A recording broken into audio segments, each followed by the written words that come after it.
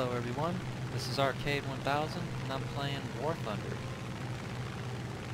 This video will start off the series of videos that will go over the history, operation, and development of various aircraft in War Thunder. And to start off, we're going to go over this thing here, the F8F Bearcat. The Bearcat first flew on August 6, 1945, too late to enter service in World War II.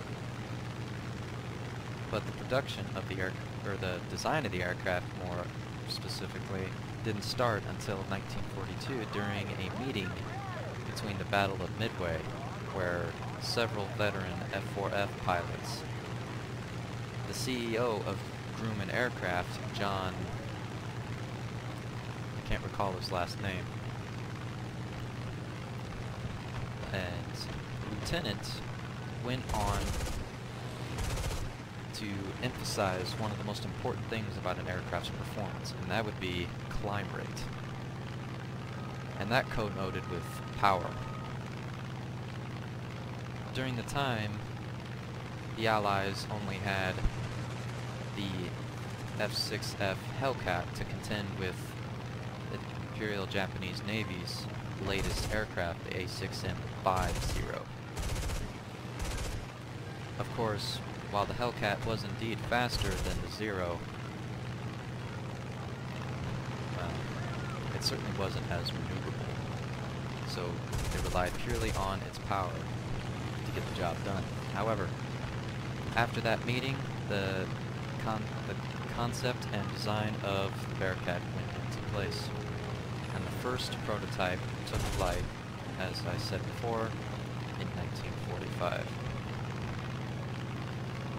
The F8F was actually something of a missed opportunity because it was introduced during a time where jet turbine fighters were starting to make their appearance.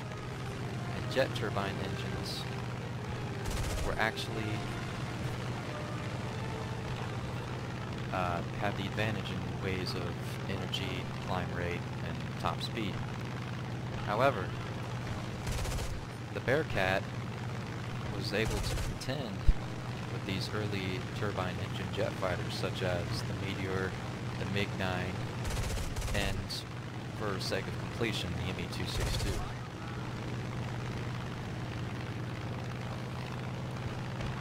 But this is the main reason why the Bearcat saw limited action in the Korean War, simply because the aircraft was outclassed by much more capable jet fighters like the Sabre, the MiG-15, and Grumman's next creation after this, the F9F Panther.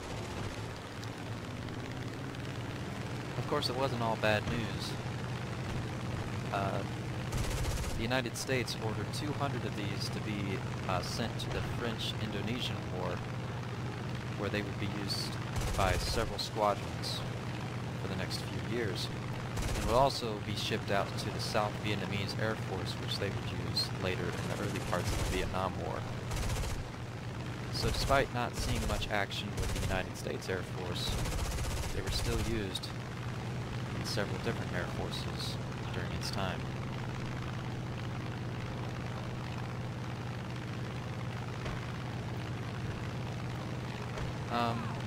The design of the Bearcat at first was not all positive and good. The design specifications called for an aircraft that weighed up to or less than 8,350 pounds, but also wanted to make sure that there was significant protection for the engine and the pilots. This led to several problems, as the first design was unsuitable. Several things that they did to lighten the weight of the aircraft were to retrofit specialized wing tips that, when the aircraft sustained more than negative 7.5 G's of G-force, the tip of the wings here would actually snap off. Of course, in practice,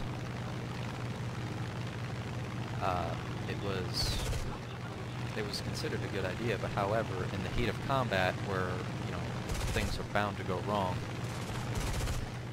it was not so great.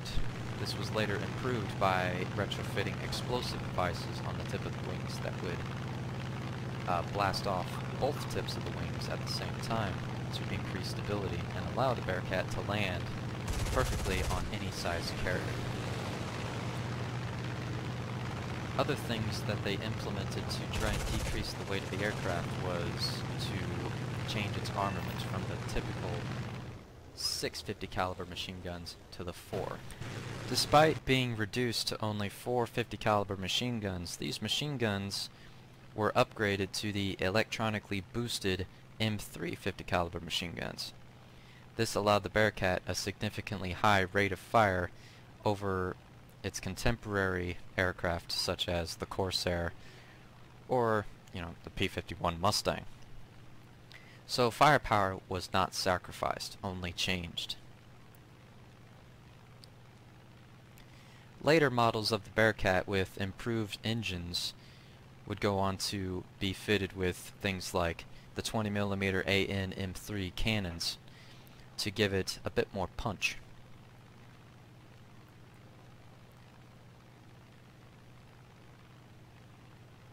All in all, the Bearcat was the last of Grumman's designs that would be fitted with a piston engine. And it has to be said that the Bearcat, it's a fantastic design. There's really no flaw in it. I mean, it's fast, it's maneuverable, it's got great climb, great acceleration. I mean, the only thing you could really say about this aircraft bad is the fact that it has wing-mounted weapons, which means you have to rely on gun convergence. But, you know, that's a small price to pay for all the other pluses that it has. It certainly isn't a bad aircraft. Of course, the main reason why it didn't see much action was due to the fact that it was just introduced during a time where technology was moving forward and it was just outclassed by the time it was put into production. But that still didn't leave the Bearcat out for good. When the first models of the Bearcat first came out, it set a world speed record, a climb to 3,000 kilometers. From takeoff to 3,000 kilometers, it only took the Bearcat, an unmodified Bearcat, I remind you, 96 seconds to reach 3,000 kilometers. This gave the Bearcat a climb rate of about 6,350 feet per minute. And it would go on to hold that record for nearly a decade, only to be beat by a modern jet fighter. Despite that, the jet fighter that beat the record still couldn't beat the takeoff time that the Bearcat had. Several years later, pilot enthusiasts would take these and go into air races. One aircraft in particular, known as the Rare Bear, which was a heavily modified F8F Bearcat, would go on to set 2 speed records, the climb to 3,000 kilometer speed record and the land speed record. It only took the Rare Bear 91.5 seconds to reach 3,000 kilometers, which took the record away from that jet fighter. And it claimed a world speed record of 850 kilometers per hour, making it one of the fastest piston engine aircraft in the world.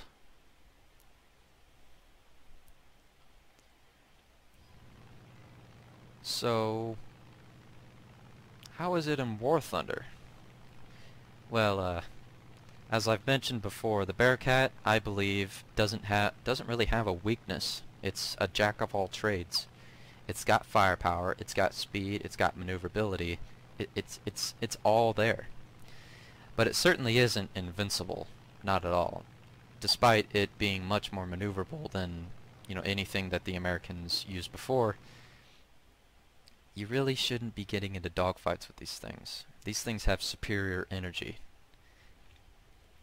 With that being said, never dogfight with the Bearcats. As with most American aircraft, these things are boom and zoomers. But in a pinch, if you have to take down something like a German fighter or a Russian fighter, these things are more than capable of doing so. It's like I said, it's got the whole package. And these 50 caliber machine guns, the M3s more specifically, loading these things up with tracers is just amazing. They really are fantastic, as this Donier pilot is about to find out. Notice how I'm always trying to stay above him so he can't get any sort of advantage on me. Then I loop back around and I do it all over again. This is how you should use the Bearcat. Use that superior energy. And there he goes. And pretty soon the Ki-49 is about to suffer the same fate.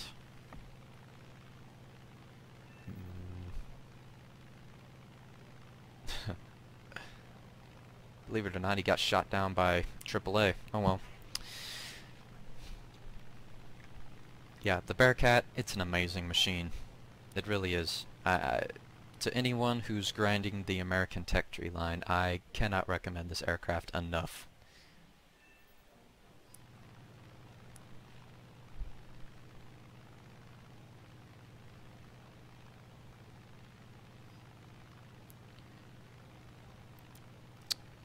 Let's see. I believe in this next part I'm about to go after one of those new PBJ naval medium bombers. Excuse me. I do see the faults in these replays. You really can't see what's going on. They're really just designed for making movies and such. Oh well. So here we go. That's him right there. And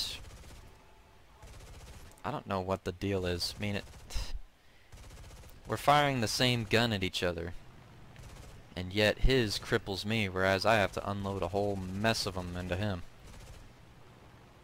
Oh well. He's done.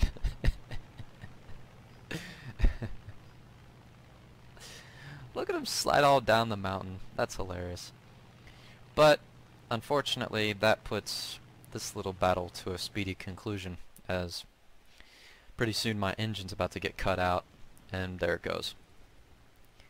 However, since my allies made sure that the area was clear, I can safely put this bird down and save it from any more damage. If you can successfully land a crippled aircraft, your repair bill for it is significantly reduced rather than just letting it crash. Of course, landing on hills like this is easier said than done. And yeah, that's it for that. So, that was the historical overview and design of the Bearcat. It's a fantastic aircraft. I hope you enjoyed this video. This is my first one regarding historical performance. If you like it, give it a like, subscribe, and I will see you next time.